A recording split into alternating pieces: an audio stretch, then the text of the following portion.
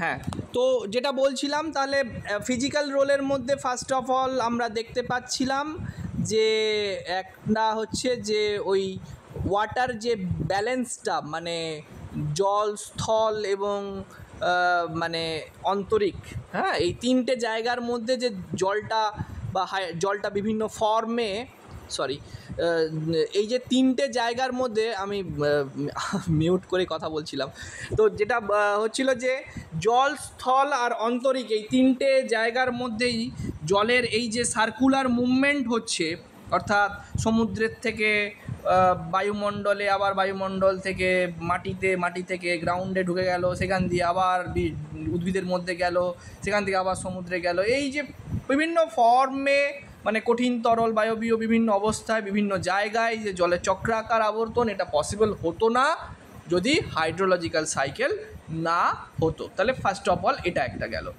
Physical রোলের মধ্যে। 2 নম্বর কি না, transfer of water between place and land, অর্থাৎ বিভিন্ন জায়গায়, সব জায়গায় তো সমান পরিমাণ জলের ইনপুট পাওয়া যায় না। ধর একটা পার্বত্য অঞ্চল, সেখানে জলের ইনপুটের কোনো নদী নেই, ধর সেরকম অর্থে যেখান থেকে জল বাষ্পীভূত হবে, খুব বেশি গাছপালা নেই, কিন্তু দেখা যাচ্ছে বৃষ্টি হচ্ছে প্রচুর পরিমাণে। তাহলে কোথা থেকে ওই বৃষ্টির জলটা আসছে?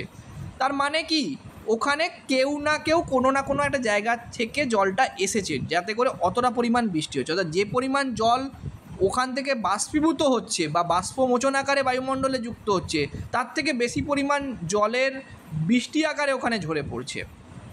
তাহলে কি, এই যে আবার সমুদ্রের কথা চিন্তা কর, যে পরিমাণ জল হয়তো বাষ্পীভূত হচ্ছে, তার থেকে কম পরিমাণ জল সমুদ্রে বৃষ্টি আকারে ঝরে পড়ছে।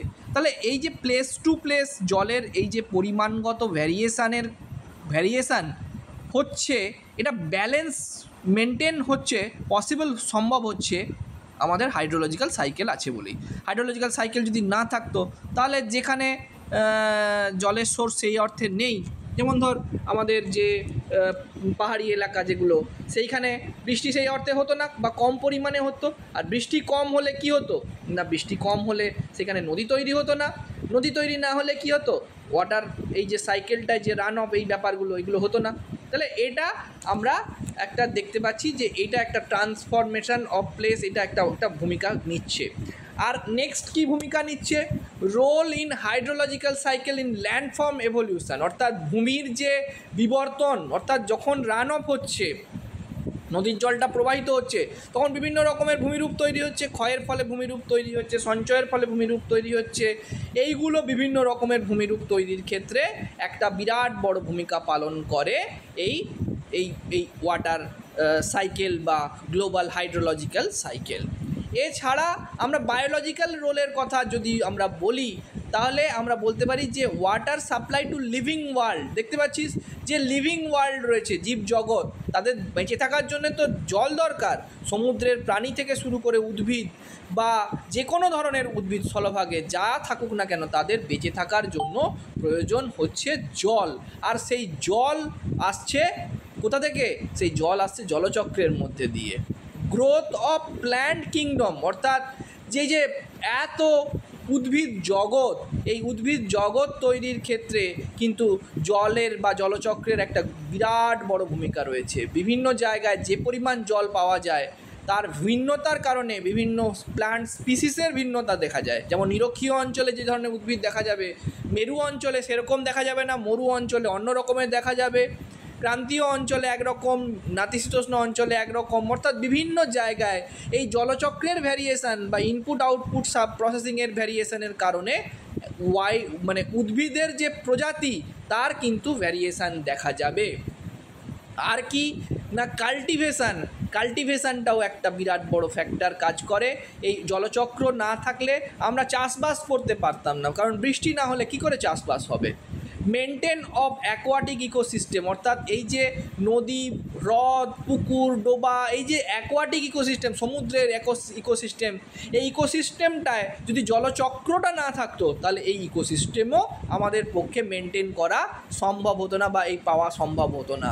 এবং growth of of civilization and conservation, এই যে সভ্যতা, এই সভ্যতাও আজকে একমাত্র বিবর্তিত হতে পেরেছে বা উন্নতি লাভ করতে পেরেছে শুধুমাত্র গ্লোবাল হাইড্রোলজিক্যাল সাইকেলের জন্য।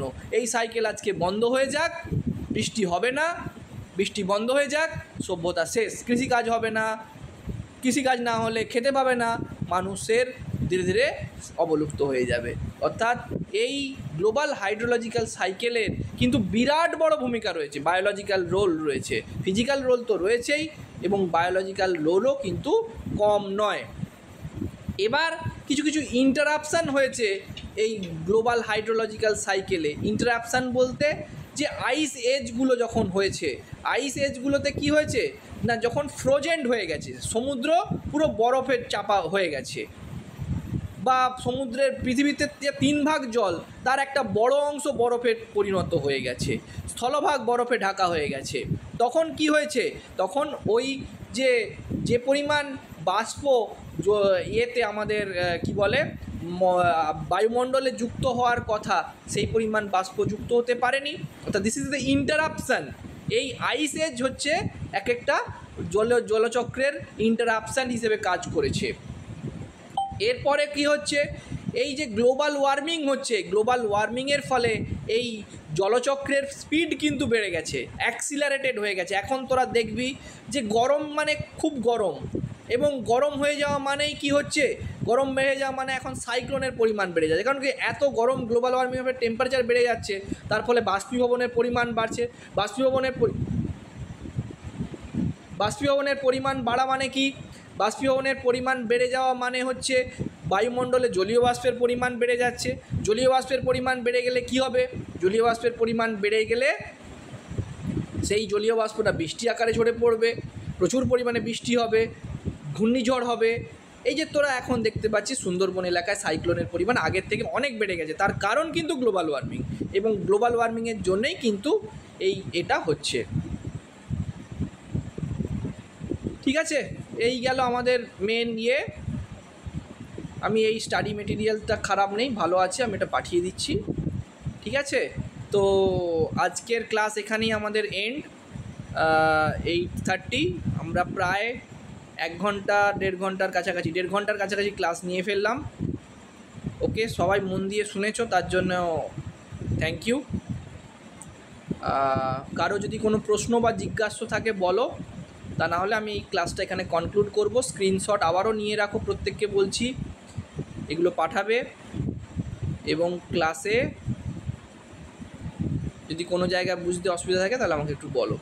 আমাদের যে টপিকটা আজকে শেষ হলো সেটা হচ্ছে system approach in hydrological cycle, it's physical and biological role. এই টপিকটা 1 নম্বর টপিক কমপ্লিট হয়ে গেল। এর পরের দিন run off controlling factor, infiltration and evapotranspiration আর রান অফ সাইকেল, এটা পড়ানো হবে। কারো এই পর্যন্ত বুঝতে কোনো অসুবিধা থাকে বলো। স্যার ক্লাসগুলো দিনের বেলা নিলে ভালো হতো। ঘুমপায় রাত্রিবেলায়? না, রাত্রে নেটওয়ার্ক ভালো চলে না। আচ্ছা, আমি দেখছি কালকে চেষ্টা করবো তাহলে। ঠিক আছে, কালকে যদি ক্লাস নিই আমি চেষ্টা করবো 10:30 11টার দিক করে ক্লাস নেওয়ার। ওকে, আমারও তো সুবিধা হয়, দিনের বেলায় নিলে আমারও ভালো হয়। 11টা 11টা 12টার দিক করে নিলে বা দুপুরের দিকে নিলে আমারও সুবিধা হয়, কারণ এই সন্ধেবেলার দিকটা তো একটু বাইরে টাইরে বেরোনো থাকে। ঠিক আছে, কালকে যদি ক্লাস নিই আমি জানিয়ে দেবো, কালকে নিলে ওই 11:30টার দিক করে নেব। ওকে ওকে স্যার, ঠিক আছে তাহলে। ওকে, বেস্ট অফ লাক, তাহলে রাখি। কারো কোনো প্রশ্ন নেই?